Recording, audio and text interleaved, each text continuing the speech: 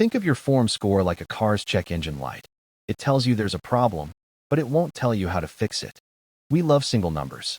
Platforms take complex data like cadence, vertical oscillation, and ground contact time, then crush them into one easy efficiency or form score.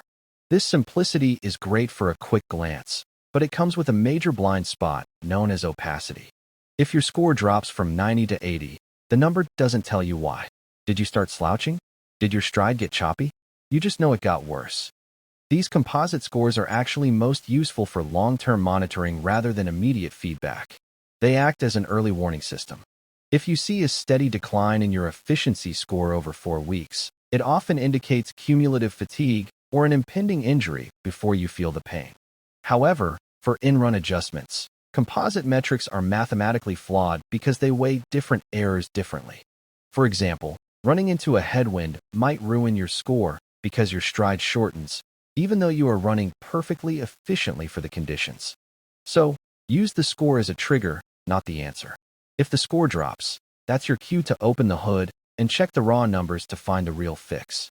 Let the score be your alert, but the raw data your guide.